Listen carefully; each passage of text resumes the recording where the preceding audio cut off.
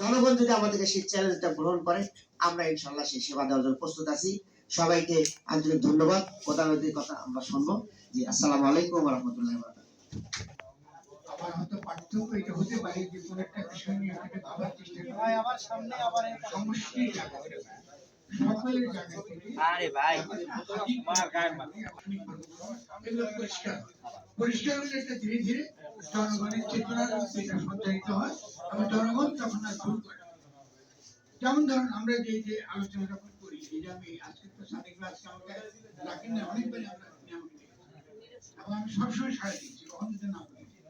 আমি মানুষকে ভালোবাসি, আমি তাদের কথা শুনতে পছন্দ করি, যারা আমার সঙ্গে একেবারে মতের বিরুদ্ধে তাদের কথা আর দরকার আছে আমার নিজের চিন্তা কি পর্যালোচনা করে ভাবার কথা। আমরা কি করে খেয়াল করি, আমরা এখনো পর্যন্ত বাংলাদেশি সরকার এবং রাষ্ট্রের পার্থক্য বুঝাতে পারছি। আমরা এখনো পর্যন্ত আমাদের সাংবাদিক ভাইদেরও বোঝাতে পারি না যে আপনারা যখন কোনো একটা প্রশ্ন বিশেষভাবে তোলেন, যখন যেভাবে প্রশ্নটা তোলেন, এটা কিন্তু রাজনীতির হয় ক্ষতি হবে অথবা ভালো হবে।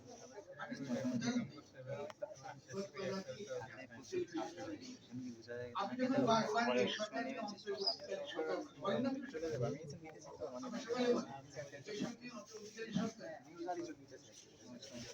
বলেন, আমরা সবাই বলছি তারা অন্তর্বর্তীকালীন সরকারের কিন্তু একটা লিমিট হয়েছে এবং সেই ব্যবস্থা নতুন ব্যবস্থা হওয়া পর্যন্ত সে আছে। পুরনো ব্যবস্থা শেষ, নতুন ব্যবস্থা জনগণ তৈরি করবে। কারা তৈরি করবে? জনগণ তৈরি করবে। কোনো জাতীয় ঐক্যমত্য কমিশন করবে না, জনগণ করবে। জনগণ কি করে করে তাহলে ওই যে আপনার একটা পুরনো ব্যবস্থার পতন ঘটেছে, চলে গেছে, এখন নতুন একটা ব্যবস্থা যখন আসবে তখন কি হবে? এই এই যে পর্বটা এটাকে বলে সরকারি মানে। তারপরে এই সরকারের পক্ষে এই ধরনের একটা এই ব্যবস্থাটা পুরনো ব্যবস্থাটা টিকে রাখছেন, শেখ হাসিনা রাষ্ট্র টিকে রাখছেন, আপনার রাখিয়ে তারপরে এটাকে বানাচ্ছেন অন্তর্বর্তী। এই করতে করতে আপনার এই জায়গায় এটা তো কোনো গণপরিষদে বসে আলোচনা হচ্ছে না, এটা কোনো জাতীয় সংসদে বসে আলোচনা হচ্ছে না, এটা এরকম একটা সবার। আমরা যদি আজকে দাবি করি যে এখানে আমরা এই সিদ্ধান্ত নিচ্ছি এবং এই সিদ্ধান্তকে আমাদের সাংবিধানিক বৈধতা দিতে হবে, এটা হয় নাকি? আমি এই সংবিধান রক্ষা করবো কিসের মানব? আপনার এই যে দেখছি আমরা শব্দ ব্যবহার করছি জনগণকে উৎসাহিত করছি কেন?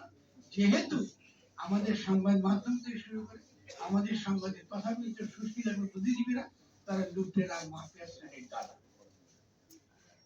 জেনে শুনে নাই।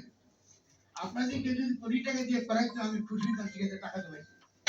আপনারা দাঁড়ালি করতেছেন না জেনে, না জেনে যে শব্দটা ব্যবহার দরকার নেই সেই শব্দগুলো আপনার ব্যবহার করেন। অথচ জনগণকে এডুকেট করা হবে যে এই সরকার একটা উপদেষ্টা সরকার, এর কাছ থেকে আমাদের কিছু বেশি পাওয়া যায়। ফর্মুলা ছিল, হ্যাঁ ছিল, আমরা তো বারবারই বলেছি এটা ফর্মুলা খুব সহজ। আপনি যখনই এরকম একটা গণ অভ্যুত্থান হয় তখন এই গণ অভ্যুত্থানের পরে যে ক্ষমতাটা আসে এটাকে বলা হয় কনস্টিটিউয়েন্ট পাওয়ার, গাঠনিক ক্ষমতা। দেখেন এগুলো তো একটা ক্ষমতা দিয়েছে যে নতুন যে তাদের পক্ষের যে শক্তি, যাকে আমরা কি অন্তর্বর্তীকালীন সরকার যদি হচ্ছে, এটা অন্তর্বর্তীকালীন সরকার 5 তারিখে এটা অন্তর্বর্তীকালীন সরকার ছিল, সেই সরকার গঠিত হয় নাই। তারা যারা আন্দোলন খুব সহজ, তোমরা কিসের